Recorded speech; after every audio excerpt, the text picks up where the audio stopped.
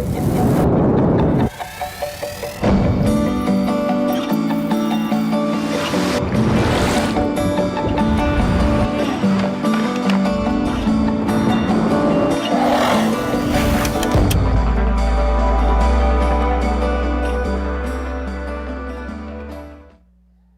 all rise and let's read from the Word of God. We're going to be at Exodus chapter 8, starting at verse 20.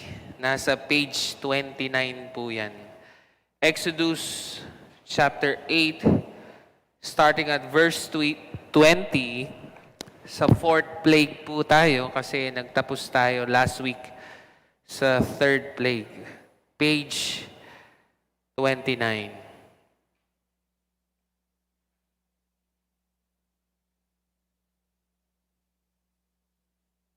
When the Lord said to Moses, "Rise up early in the morning and present yourself to Pharaoh as he goes out to the water, and say to him, 'Thus says the Lord, let my people go that they may serve me, or else, if you will not let my people go, behold, I will send swarms of flies on you and your servants and your people. And into your houses, and the houses of the Egyptians shall be filled with swarms of flies, and also the ground on which they stand. But on that day I will set apart the land of Goshen, where my people dwell, so that no swarms of flies shall be there, that you may know that I am the Lord in the midst of the earth. Thus I will put a division between my people and your people. Tomorrow this sign shall happen." And the Lord did so. There came great swarms of flies into the house of Pharaoh and into his servants' houses throughout all the land of Egypt.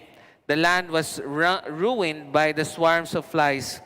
Then Pharaoh called Moses and Aaron and said, "Go sacrifice to your God within the land."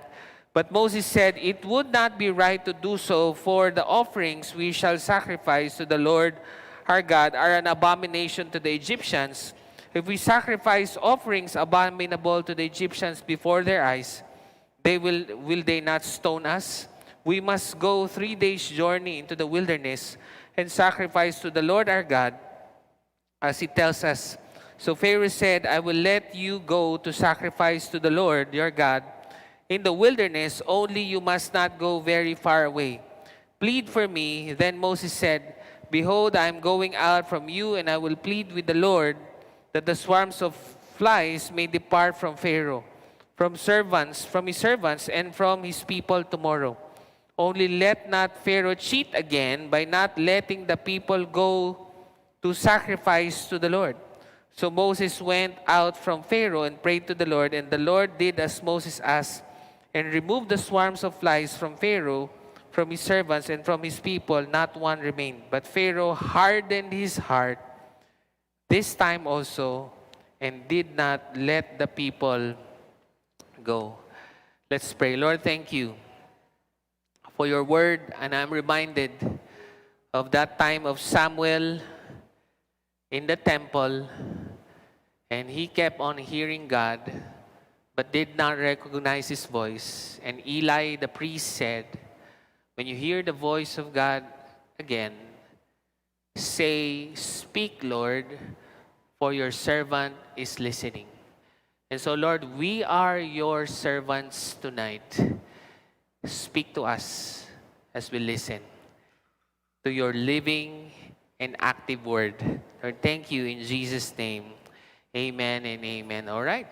Can go ahead and take your seat. Gusto ko lang po muna kayong pasalamatan. Hindi ko po alam kung anong i-expect kasi first 6 p.m. service po natin ito. Pero palakpakan nyo naman yung mga sarili nyo. Nandito kayo ngayon. Nakakatuwa. Kasi pagka yung sa Walter Mart, doon din ako nagpipreach sa umaga. Mas masaya palang gumising ng 5 p.m. kaysa sa 5 a.m. Ano? Kaya mas maganda to. Talagang kung meron po kayong yung mahirap imbitahin, palagay ko para sa kanya to. Kasi medyo mas medyo maluwag na, hindi na kayo na-stress. And so medyo mas makakapag-focus tayo kay God So thank you so much. So we are on our series Road Out. Okay, sabihin nyo nga po, Road Out. Tungkol saan ba ito? No? It is about whenever people in history have cried out in anguish because of their long-standing bondage. Makaka-relate ka ba dito? Meron ka bang bondage na matagal na? From oppression, and the Lord hears your cry. Hears their cry. Naririnig naman pala ni Lord ang iyong panaghoy dahil sa iyong tanikalang hindi nalalagot. And provides a road out. I even remember yung naalala ko, alam ko pa yung Christian song na yun eh. Alam niyo pa ba yung God Will Make a Way? Alam niyo pa, magkakaedad pala yung mga 6 p.m. service, no? God will make a way. Diba? Yung mag-make a way daw siya. And He gives us hope when we find ourselves in a kumonoi situation. Do you know a kumonoi situation? A miry situation, or are faced with a dead end. Only our one true God has the power to liberate us so we can step into His purpose and promise with nothing to hold us back. And so this year, ang one word natin is miracles. Sabihin nyo nga po, miracles. Ayun, miracles. And the purpose of miracles is that let Him be known. And we're talking about miracles of deliverance. Ito yung mga milagro na may tanikala, may dead end, tapos nagkakaroon ng way. No? Whatever that is, for you, sana mag-glorify si God. Just before we go there, gusto ko lang pong i-encourage kayo. Kanina sinabi na ni EJ, discipleship class, ang goal ng Victory is honor God, make disciples. Madali lang naman po kasi pag nag-worship service tayo, medyo nag-honor God tayo kasi kumakanta tayo, nagpipray. Ang medyo nahihirapan tayo madalas yung making disciples. Yung 3-2-1 nga, hirap nun eh, di ba? Hirap nun. Kausapin mo yung katabi mo, making disciples pa kaya? Yung 3-2-1 nga, mahirap na. And so, we want to help you. No? So, ano ba po bang ginagawa sa discipleship class? Di tinuturo ang mag-make disciples. Be a disciple, make disciple. Now, hindi po kailangan paulit-ulit mag-victory weekend. Kasi kung ligtas ka na, wag na paulit-ulit. Pero yung discipleship class, sa tingin ko, pwede paulit-ulit. Kasi ganun lang yun. Pagka may mga moment, 10 yung wina-one-to-one mo, may mga moment, parang wala na yata akong pagmamahal sa iba. Yun, discipleship class ulit. Baka ma-refresh po tayo. So 1 to 3 p.m. po yan. Actually, kaya talaga tayo merong 6 p.m. service kasi inusog natin. Kasi para meron tayong discipleship class ng 1 to 3. So ibig sabihin, lahat ng kailangan ng gawin ng victory, nagagawa natin paglinggo. Pag-service, pag-discipleship. So that's the purpose of this. Another thing, yung po kasing homecoming, hindi ko alam kung napalabas yung video kanina. 15 years na po yung Victory Bulacan. Siguro mga 14 years nandito na ako. May buhok pa ako noon. Pero I'm here. No? I've seen it. And ang theme is homecoming. Therefore, ang goal is ma-realize natin, bahay natin to. Okay, bahay natin. Hindi lang ito, pero yung buong Bulacan. Kaya we're also marking the territory. So, kung interested kayo, ako naka-register na house plate at saka car or basta vehicle sticker. Kung hindi mo man maintindihan kung para saan yan, sigurado ako babait ka. Yun lang ang alam ko. Kahit ano pa. Pero ang isa pang ano niyan, pag nasiraan ka, di ba? Tapos nakita, naka-victory sticker ka, di magtutulungan tayo. O kaya kung bigla kang sumamaan tiyan, nakita mo yung house plate, taga-victory to. Di ba? Isipin nyo, 14, 15 victory sa buong Bulacan ngayon. No? So, ibig sabihin, kung napunta man lang kayo sa Malolos, kahit di nyo sila kilala, basta may sticker, basta may ganon, you could actually relate to each other. Hindi lang yun. Tanong nyo ako, ano pa? Grabe, pang 6 p.m. yung energy nyo ah. tanong nyo ako, ano pa, naku, gumagawa rin kami ng QR code. Anong laman ng QR code? Isang simpleng QR code lang na nakaregister doon. Lahat ng business sa buong 14 na churches sa buong Bulacan. Okay, so lahat yan nandun lang sa likod. You could ask them to register us. Para pag ano din, di ba minsan nag-iisip ka, mahal ng bigas ngayon. Wala, sa kaya tayo kukuha ang bigas yung mura-mura, di ba? Ayun, pupunta ka lang doon sa QR code. Makikita mo lahat ng taga-Victory na nagtitinda ng bigas nandoon. Pero syempre, dahil napopromote yung business mo, ay ano na rin yun, parang Acts chapter 2, di ba sa Acts 2, they had everything in common so that nobody had a need. Meaning, kung taga-Victory yan, bigyan mo naman ng discount. Okay, mga, hindi ko alam. Basta mas mura. Pagka hindi taga-Victory, mahalan mo. Okay, mahalan mo. Pag taga-Victory, murahan mo. Yun lang yung point nun. So that magtatangkilikan po tayo. Makikita ninyo, kala nyo sa baliwag lang ang pamilya ninyo. Yung pala, marami pala pa kayong pamilya dito. Marami pa ho. Ngayon po, may nagba-basketball ngayon doon. Alam nyo, ang problema ho sa basketball, murahan yung mga naglalaro. Saya-saya. Kaya ngayon po, bago po maglaro, may training, may Bible study yan. Masaya yung ano na yan. So, medyo kasabay nito. Pero at least alam niyo next week kung available lang po kayo. Discipleship pa rin ho ang dahilan yan. Yan po ang pambansang sports eh. Kaya maganda po yung way to engage. Alright, today we're going to talk about God's grace over His people. Meron po ba sa inyo na nakatanggap ka na ng kabaitan ng iba? Tanggap mo? Yan. Ano kaya yun? Ano kaya ang kabaitan yun? Kaninang umaga, kinis ako ng asawa ko. Grabe, kinis lang ako. Grabe. Kung nanonood ka man, ewan ko, iba-iba kasi yung mga tao eh, di ba? So, yung iba gustong pagtimpla ng kape, ay ako, beso-beso lang, masaya na ako. Sa asawa ko So, yun, nakareceive ako ng kindness. Ano pa ba? Yung anak ko, di ba? Kinikis din ako yung mga ganon, no? Okay, marami naman ako natanggap. Pangalawang tanong, sino sa inyo nakapagbigay ka na ng kindness sa iba? Yung naging mabait ka na, naks, humble yung mga taga 6 o'clock ako po kaya lang ayoko sabihin.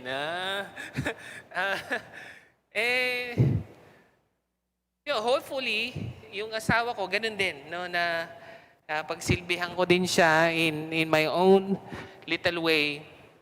And, so puro kindness, no? Ito, sigurado, masasagot mo to. Sino sa inyo naging unkind ka na sa iba? Unkind. Talaga mabait kayo. Pag ako nakita ko, naka-sticker yung kotse nyo, tapos bigla kayong nangangat. Ito na yung pinapangarap ninyo na magiging kayong mabait na Bulakenyo. Bulakenyo, sticker lang pala, katapat. At saka house plate. Yung mga nagtatao po, no? Ano yan? Di ba? Parang ganun kagad eh. Nakita, taga-Victory po kayo. Ay, ano yun? No. Gusto mong tubig?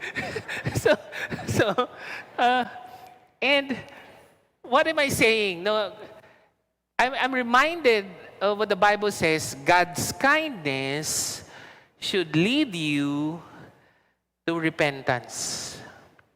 Meaning, we should not mistake the kindness of God na pinababayaan lang niya ang ating makasalanang buhay. Kasi minsan yun ang naisip pag sinabing grace. Let me tell you something. It doesn't mean na hindi ginajudge ni God ang sinful lifestyle mo. Hindi ibig sabihin nun, nag-a-agree siya sa'yo. Baka nagpapasensya lang. Baka binibigyan ka lang ng pagkakataon. Pero hindi ibig sabihin nun, agree siya sa'yo. Okay? So this might be a different definition of grace altogether, no? Pero, ang isa ho kasing napakalinaw ho dyan ay yung lugar na Goshen. Okay, sabihin niyo po Goshen. Tingnan na ho natin itong Goshen, ano? So, meron pong grace dyan, merong distinction that yung grace is for a people that is set apart by God. Ngayon, ano yung Goshen? Tanungin niyo ako ano? Yung Goshen ay doon tumakbo sina Jacob nung nagugutom ang mundo sa Genesis. So, balikan nyo na lang. We don't have time to go there, but tagutom. Tapos ang nangyari, si Joseph naging second in command ni Pharaoh. Kaya siya yung may hawak ng mga pagkain, dahil kamag-anak niya to sina Jacob, nagpuntahan sila doon. Saan sila nanggaling? Galing sila sa Canaan, which is the promised land. Meaning, naging taggutom sa promised land, kaya lang sila napunta sa Goshen, Egypt. Now, many hundred years later, hindi na po sila taggutom, and yet they still stayed there primarily because of comfort. Kaya hindi ibig sabihin na marami na silang pagpapala sa Goshen, ay yun na ho ang promised land.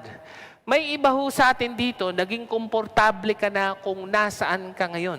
Sa eskwela, sa trabaho, sa pamilya. Ang ibig sabihin ba nun, agree sa'yo si Lord? Baka hindi. Baka nagpapasensya siya sa'yo. Because the grace of God, God's kindness, should lead us to repentance. Now, ito ho maganda. Tanungin niyo ko ano. Ang sabi ng Genesis 50, what you meant for evil, God uses it for your good. Tingnan niyo yung taggutom. It seems na parang hindi maganda yon. Pero ang dulo, naging leader si Joseph. Para siyang masama, at masama talaga yung mga pangyayari, pero the Lord turns it into good. How many of you believe napakasama nung nangyari sa atin sa COVID, March 2020, naalala nyo pa ba? Tingnan mo nga yung katabi mo, humihinga pa ba yan? Diba? Isipin ninyo. But how many of you know, baka kaya ka nandito ngayon dahil sa mga lahat ng nangyari na yon in the last 3 years. Tama ba? Baka yung mga pinanghahawakan natin, ay hindi na natin mahawakan. Dahil what you see as evil, God uses for your good. Now, tingnan niyo ho, no? Mula Goshen, saan dapat mapunta itong people of God? Kailangan makarating sila sa promised land. Pero ayaw na nilang umalis. Kasi sa Goshen, marangya ang buhay nila. Meron silang yate. Meron silang speedboat. Meron silang, alam mo yun, anong nangyari tuloy, naisip ng mga Egyptian, masyado nang umuunlad itong mga Israelite at masyado na silang dumadami. Kailangan natin silang kawawain. O kaya kinawawa. Pagpasok ng Exodus, nagbago na yung tema ng storya. They are now an oppressed people. The reason why they're oppressed kasi natatakot yung Egyptian Pharaoh na baka palitan tayo nito. Kaya ngayon, kinakawawa sila. Ngayon, tingnan nyo kung hindi sila kinawawa, aalis ba sila sa Goshen? Hindi. In fact, basahin ninyo, nung nahati na yung dagat, ano yung dagat na nahati? Subic. Red Sea, nahati. Nakatawid na sila sa kabila. Anong lagi nilang sinasabi? Balik na lang tayo sa Goshen. Okay pa dun eh. Bakit natin iniwan yun? Pero buti na lang, again, sa Genesis 50, what seems to be evil, God used for the good. Now, sa Exodus, it's still the same. The oppression, the plagues, this seems to be evil, but God uses this for your good. So that you will be led out of your Goshen or your complacency and into the promised land. At alam ko, napakapasensyoso ni Lord sa sitwasyon mo ngayon. But hopefully, we do not realize na hindi ibig sabihin nag-a-agree sa'yo si Lord. Hindi yun ang ibig sabihin ng grace.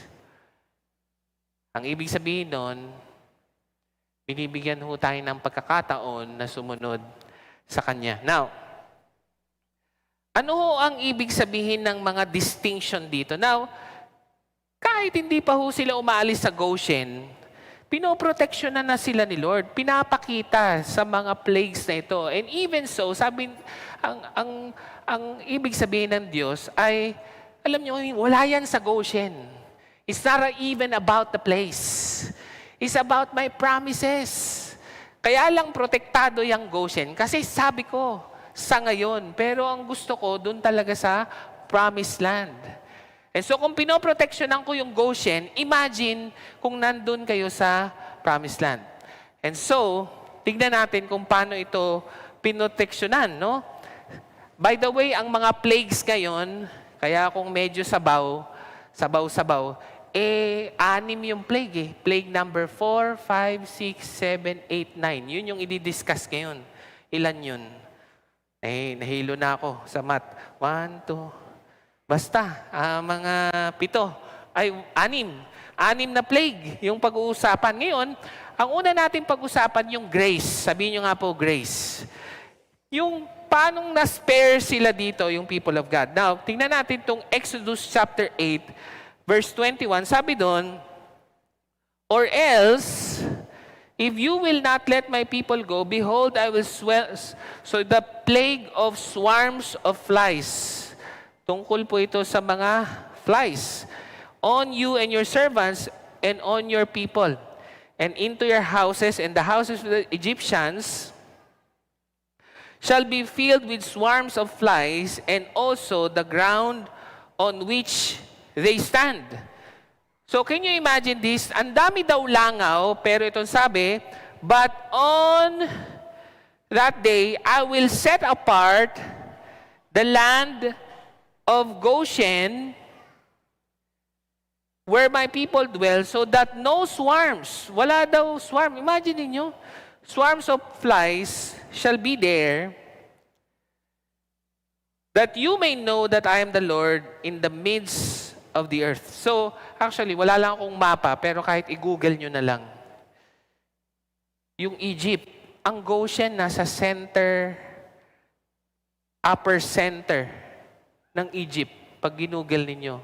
Imagine niyo nasa sentro, parang baliwag. Ano ba sentro ng baliwag? Kunwari itong Victory Baliwag, may langaw lahat. Dito wala. Yan. Yung ganun. Wow, grabe. May langaw lahat doon. Pero dito, wala. Now, that's what you call grace. You know, naintindihan ko naman na para tayong pinoproteksyonan ni Lord. Pero gusto ko pong sabihin na kahit naniniwala ka kay Jesus, you are not the exemption to the rule. Okay? Sabi mo sa katabi mo, hindi ka exempted. Okay, tingnan nyo ah. Sabi dito, or else. Ano pong Tagalog ng or else? Kung hindi ka susunod, ito ang mangyayari sa iyo. And some of us think na ang ibig sabihin ng grace, kahit hindi tayo nagdi-discipleship, kahit hindi tayo nagbabasa ng Bible, kahit hindi natin ginagawa ang lahat ng nakasulat dyan, wala namang nangyayaring masama sa akin eh. Ako nga, yung iba nagdi-devotion, ako TikTok ang devotion ko everyday. Di ba? Kung nangyayari bang masama? Wala. But let me encourage you, you are not an exemption. God is just patient with you. Yun ang ibig sabihin ng grace. It leads you to repentance. It does not mean na sang-ayon si Lord doon. Kasi meron niyang or else. Ano ba Tagalog ng or else? Kung hindi ito mangyayari, ito mangyayari. And I hope you don't think na dahil Kristiyano kang ibig sabihin nun, hindi ako kasali dyan. Exempted ako dyan. Sila lang naapektuhan doon. Ako hindi. Hindi naapektuhan yung marriage ko.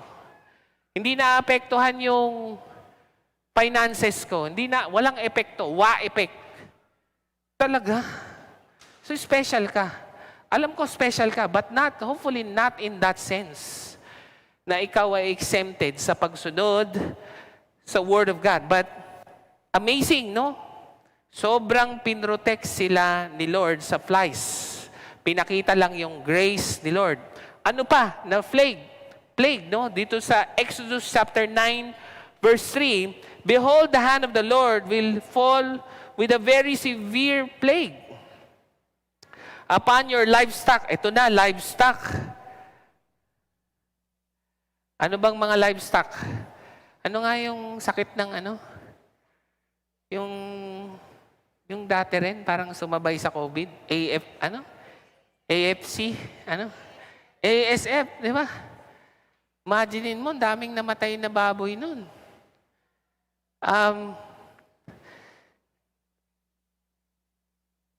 Are in the field, even the horses, the donkeys, the camels, the herds, and the flocks.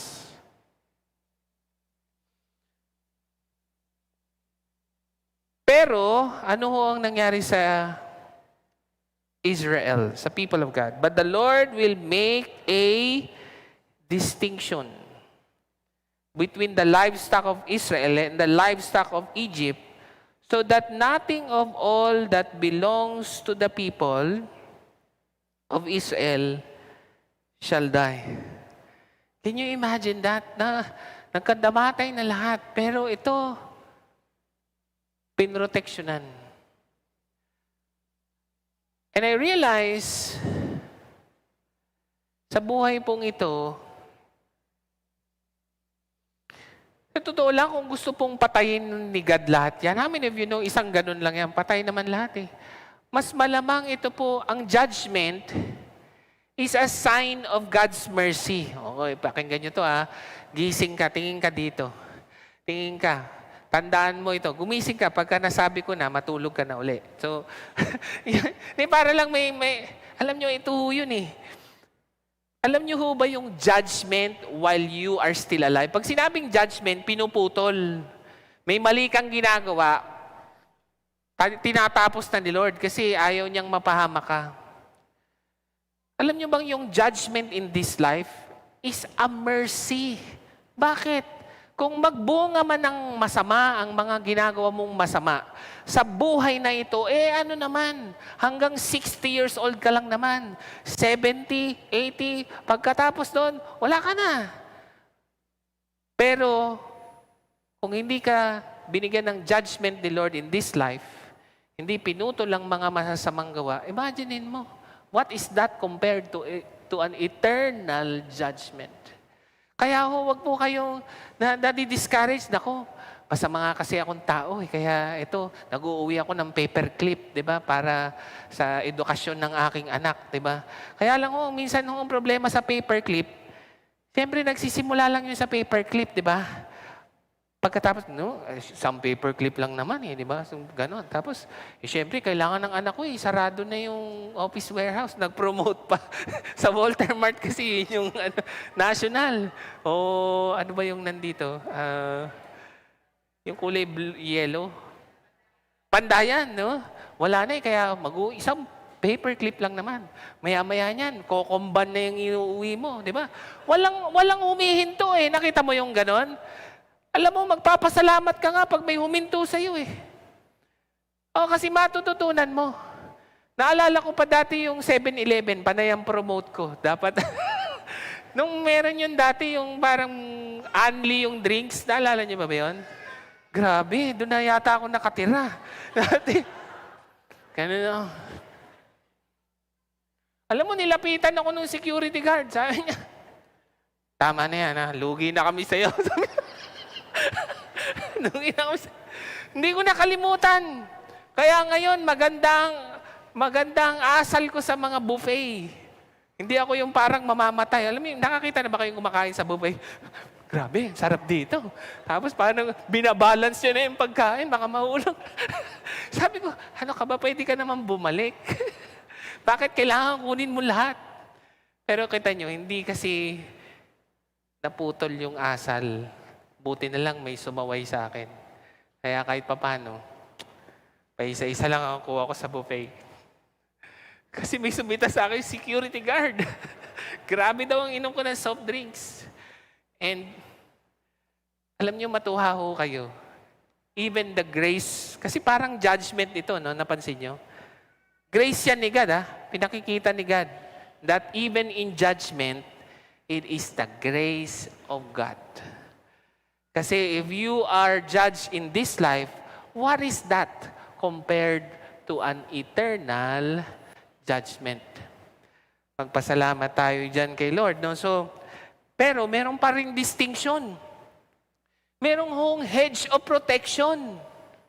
Naalala ko po si Job, hindi yung anak ko, yung nasa Bible. Sabi ni Satan, kaya ka lang naman pinupuri niyan kasi meron kang hedge of protection. Tanggalin mo yan. Tamo, isusumpa ka niyan. Tapos, anong nangyari? Sabi ng asawa niya, isumpain mo na nga yung Diyos mo nang mamatay ka na. Tapos ang sabi ni Job, magpupuri lang ba tayo pagka maganda yung ginagawa? Maganda yung natatanggap natin sa Diyos. The Lord has given, the Lord has taken away.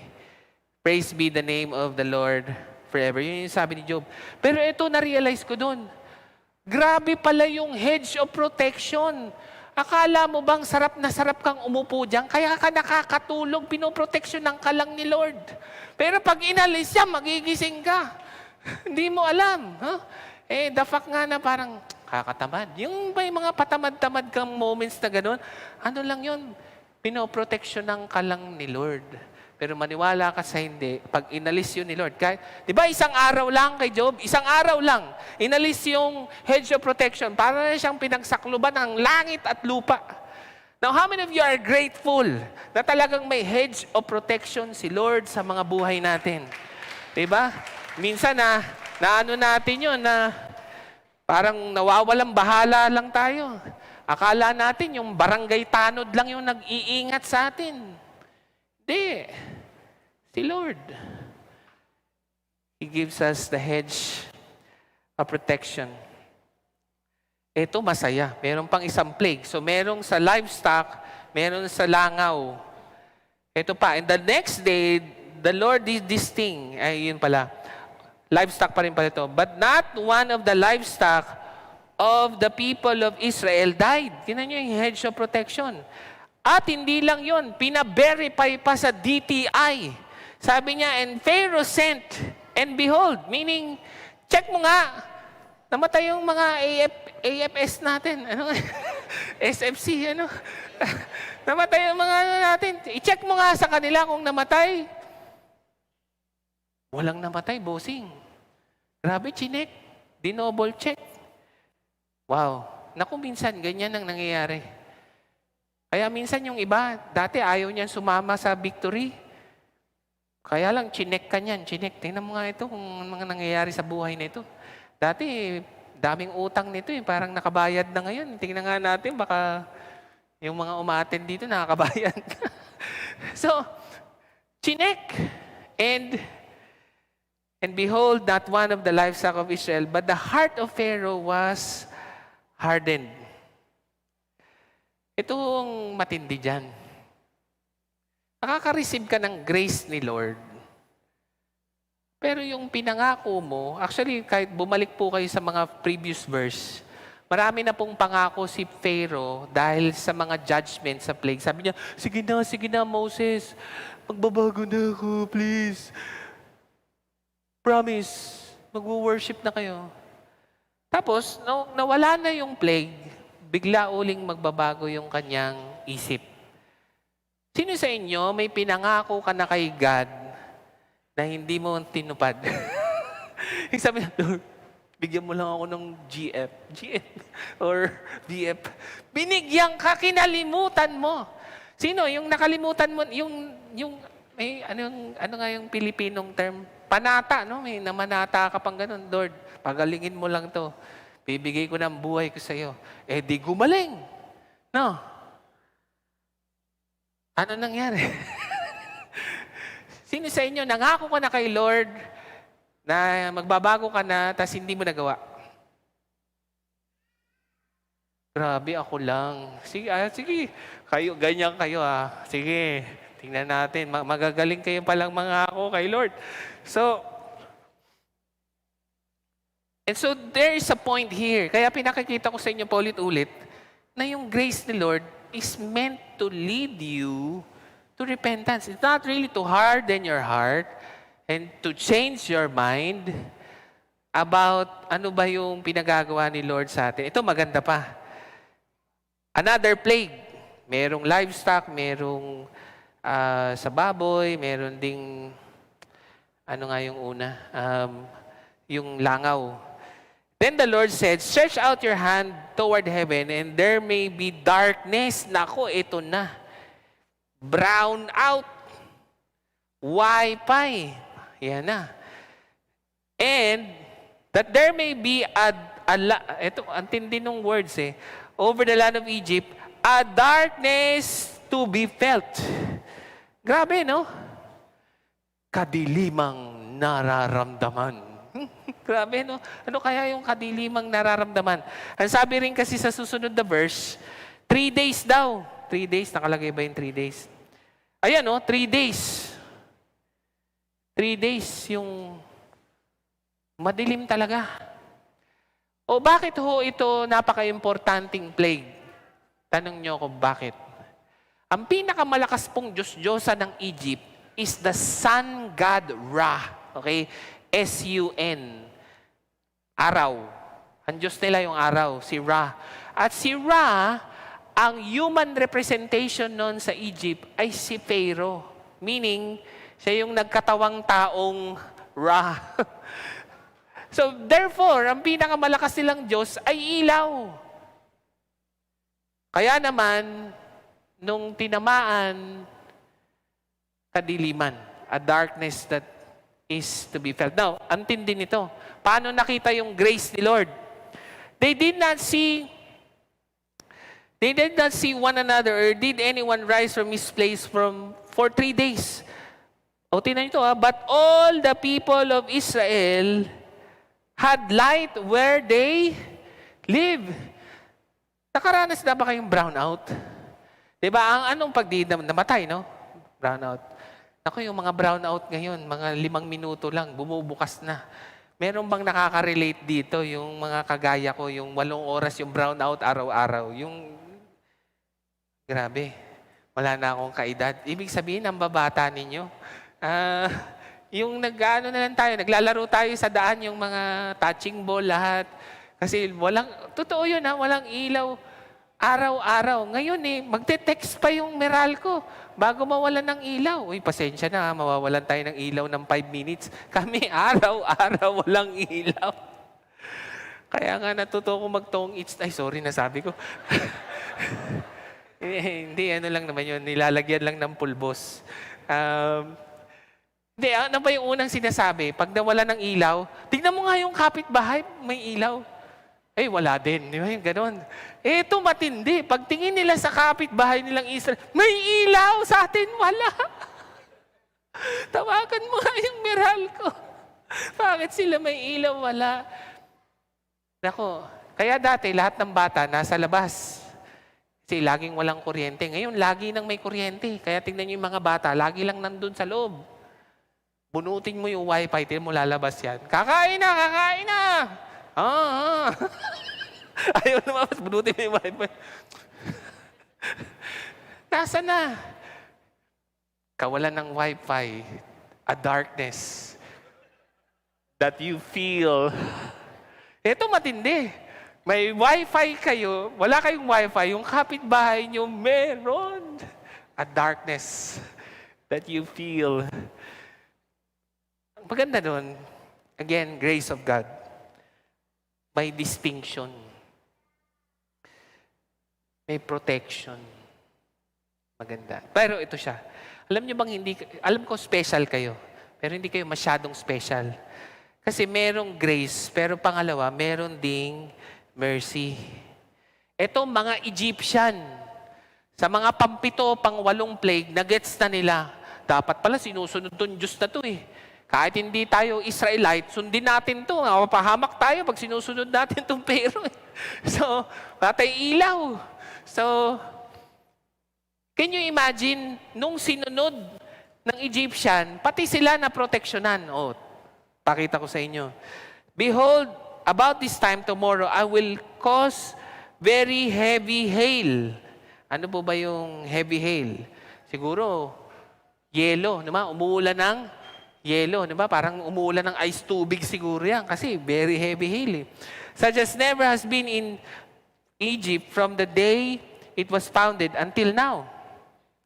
Now therefore, get your livestock. Oh, inutusan, sabi niya, sumilong kayo. Kasi mamamatay yung mga livestock ninyo kasi parang ice tubig yung mga malalaglag. Ice yellow. And all that you have in the field into a safe shelter, for every man and beast that is in the field that is not brought home will die when the hail falls on them. Anong ginawa ng mga Egyptian? Then whoever feared the word of the Lord, tingnan nyo to whoever feared the word of the Lord among the servants of Pharaoh. Egyptian. Kaya, kung gagamitin natin yung grace at sasabihin natin, Christian naman ako patatawarin naman ako ni Lord, pwede akong hindi sumunod sa Kanya. Teka muna, tingnan nyo ito. Hindi sila kasali, pero may awa si Lord. Dahil, kahit hindi sila people of God, sinunod nila. Alam nyo bang yung mga Gentile na kagaya natin, di naman talaga tayo Hudyo. We're not Jewish. And yet, by the mercies of God, there is neither Jew nor Greek, nor Jews or Gentiles. Kasama na everybody in the name of Jesus Christ. Tayo pong lahat ay people of God. How many of you are grateful na naawa sa atin si Lord? Kaya natin siya nakilala. Diba? Naawa lang sa atin si Lord. Next verse, no? Sabi niya, but whoever did not pay attention. May sinabi ba dito na Egyptian? Whoever did not pay attention? Whoever. Whoever. At mas malamang, kahit Israelite yan, kung hindi siya nakinig, namatay. Kaya wag na po nating sabihin may special treatment tayo. Alam ko may distinction, alam ko may hedge of protection, but we cannot use that to keep on disobeying God. He is just patient with you, but He does not agree with your lifestyle. And so,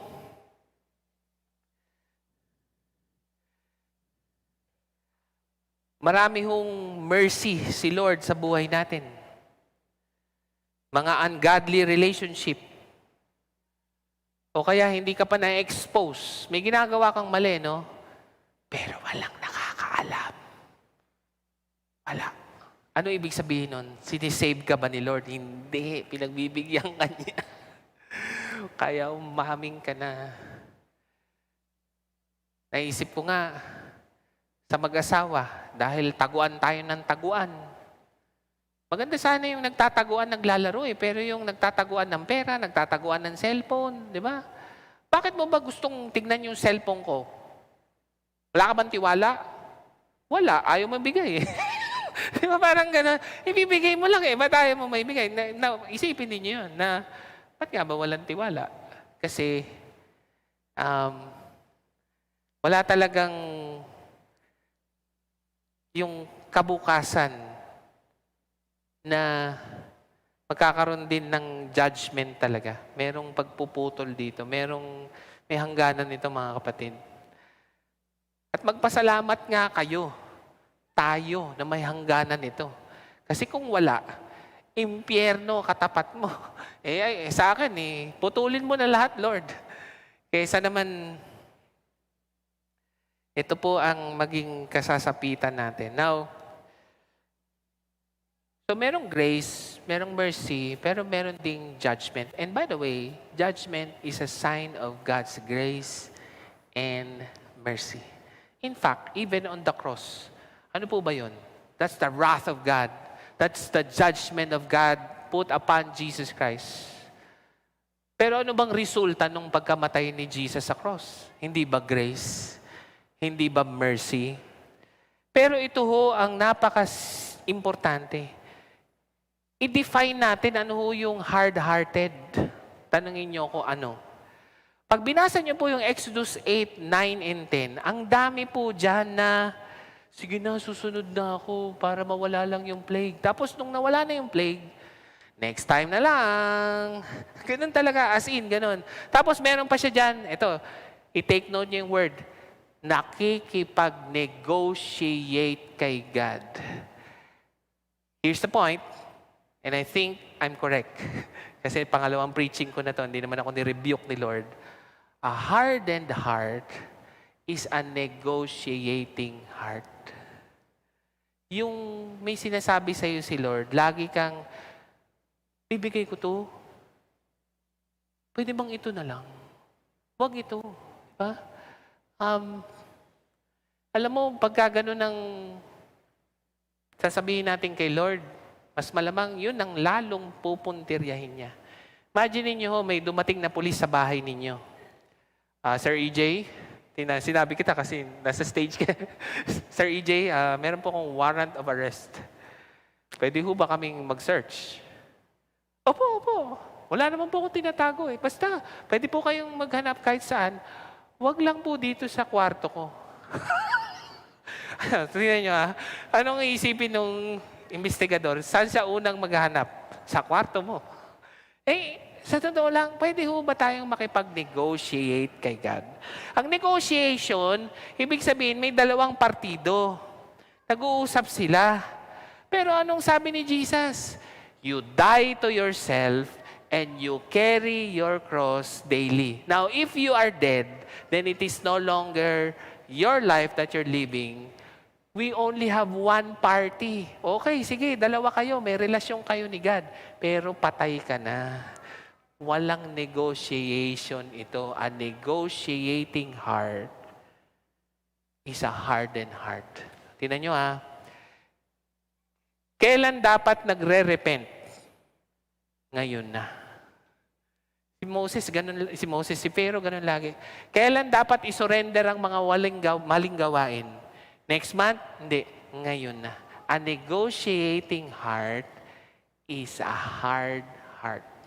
Kasi baka yung iba sa atin nagsasabi, hindi mo matigas puso ko. Malambot nga eh. Ayun, puro taba. Di ba? Hindi, yung pusong laging, Lord, baka naman wag ito. Baka naman wag ito. Sige na naman, Lord. Tira mo na sa akin to. Nako.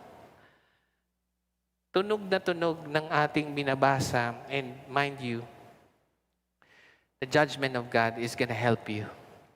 Now, final verses na, as I call on the music team. Sabi doon, nagkaroon din ng boils. So, nagkaroon ng meaning hindi na proteksyonan. Yung nandoon sa labas ng grace ni God. Even the magicians na lumalaban ng pagalingan kay Moses ay hindi na raw kayang makatayo. Yan, Yung magicians, yung mga lumalaban kay Moses, Alam mo yung nakikipag-bargain ka, tapos, di Lord, ako masusunod Hanggang sa dumating na yung time, di ka na makatayo. Lumalabang ka pa din. Gusto mo pa rin makipag-negotiate. And, meron pang final, Yung, tingnan nyo ito, yung salitang harsh. Merong pong word ang sabi, God is good all the time. All the time, God is good. Pero tingnan niyo yung word. That I have dealt with them harshly. So that they may know that I am the Lord. Sometimes God would seem unkind. But that is God's mercy and grace. Harsh siya kasi tinatapos na pinuputol na. Pero para malaman mo, na dapat mo siyang sundin. Ito, last na kailangan nating pagprayan talaga. So Moses and Aaron went to Pharaoh and said to him, Thus says the Lord, the God of the Hebrews, and here's the whole point, How long will you refuse to humble yourself before me? How long? How long will you negotiate and realize that honoring God and making disciples, being discipled, is a non-negotiable?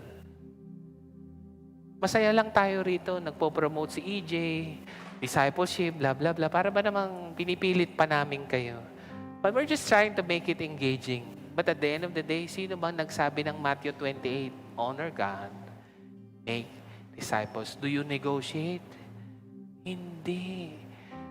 Wala namang nangyayaring masama sa akin kahit di ako nag-honor God, make disciples. Do not mistake the grace of God as an agreement to your lifestyle. He does not agree. God's kindness should lead you to repentance. When do you repent? Now. Hebrews 4. Alam niyo ba, kahit itong mga taong ito ay hindi nakapasok sa promised land? Hindi. Sino lang nakapasok? Si Joshua and Caleb. Katatapos lang nung series, yung, ano nga yung series yun? Burn Brighter. Anong sabi? Kasi lagi silang sinasabihan ni God, pumasok sa promised land. Pero ang lagi nilang sinasabi, balik na lang kami sa Goshen. 40 years yun, mga kapatid. 40 years. Sige na, pasok na sa promised land. Hindi, doon na lang kami sa Goshen. Ayoko niyan. Kaya sabi ng Hebrews 4, today, if you hear His voice, do not harden your heart. Today, if you hear His voice, do not negotiate. You do not negotiate to God. Basahin niyo po yung 10 plagues. Siyam pa lang pala. Sa lahat ng ni-negotiate ni Pharaoh, pinagbigyan ba siya ni God? Hindi. This is a God who does not negotiate. He gives you grace. He gives you mercy. But it does not mean He agrees with you. Wants you to repent. And the question is, how long? Tanungin mo yung sarili mo, gaano pa ba ako katagal na hindi mag-humble before God? Gaano pa ba katagal na iisipin ko na pwede kong sundin ng sarili ko at walang kahit anumang mangyayaring masama sa akin? Remember, you die to yourself and you carry your cross daily. What can I do? That's what the Bible says. And you do not negotiate. And negotiating leads to a hardened heart. What does a soft heart do? You repent now. You surrender now. Today, if you hear His voice, do not harden your heart. Surrender, submit. Alam nyo yung pride, maganda lang po yan sa chicken, pero nakakasira po yan sa buhay. Alam nyo, ito, last na lang, no? Pag hindi nyo, ito, pakinggan nyo ito. Alam ko naman pag sinunod nyo si God, baka may mga masirang mga plano sa buhay nyo. Tama ba? Kaya ganun yun eh. Hindi nyo ma-let go kasi ito na yung Goshen eh. Pero hindi ito yung promised land. Pero alam nyo bang kung hindi nyo isinurrender yan, it will first and foremost destroy your relationship with God. And then, it will destroy your life. Ang di natin naiisip, kahit mawala yan, basta kasama mo si God, babalik lahat yan. Pero pag si God ang pinawalan mo para yakapin mo ito, hindi ko alam. Kasi, sino ho ba ang source ng lahat ng meron kayo? Hindi ba si God? Hindi bang siyang dapat ang masunod sa lahat ng antas at area ng ating buhay? And so, as we stand up, no, pwede po ba tayong tumayo? I think that's the very simple prayer. No? We're gonna just respond in worship, no, ng you have our hearts and I have yours. Lord, yun po yung tanong namin as we bow down our heads and close our eyes. How long will you refuse to humble yourself before me? How long will you stop negotiating with me? My kindness, says God, is not an agreement of your disobedience. God's kindness leads us to repentance. And so if you want to surrender your pride or these things, and you really have no choice, a soft heart surrenders not tomorrow, but today. So if kung ikaw yun, just begin to raise up your hand to the heaven. Lord God, I don't know kung ano pong mga sinosurrender ng bawat isa. But Hebrews 4 says, the reason why hindi po sila nakapasok sa promised land, and the reminder is, today, if you hear His voice, do not harden your heart. Yes, it might not destroy your life right now, but it will destroy your relationship with God, which is the source of everything you need. And so, Lord, we humble ourselves before you with hearts open wide. Lord, thank you. In Jesus' name, amen and amen. Can we just worship God right now?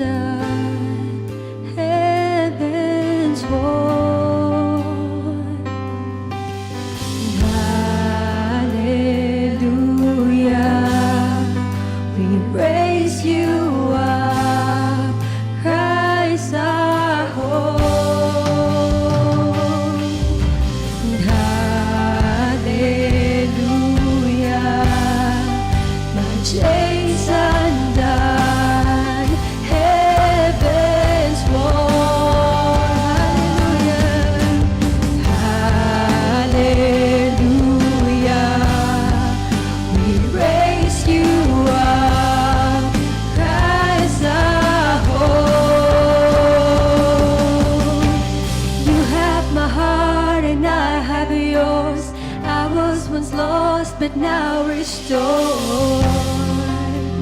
Oh, you are the Lord of all things new.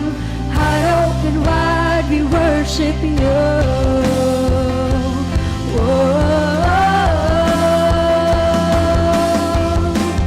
You have my heart and I have yours. I was once lost, but now restored.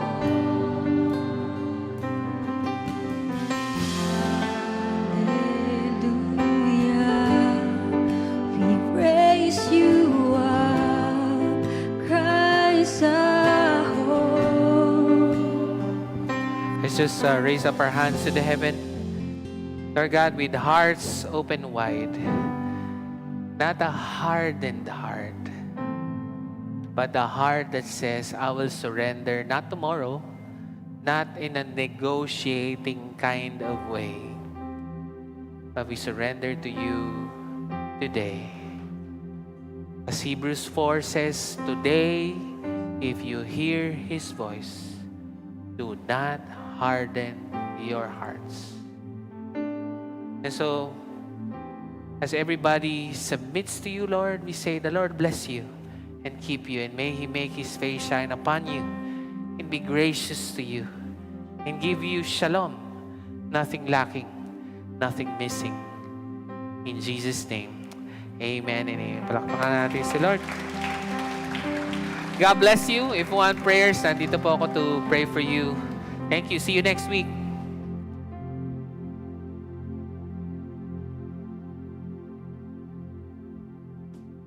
You know for all my days, fix my eyes, follow in your ways, forever free in unending grace. Kind of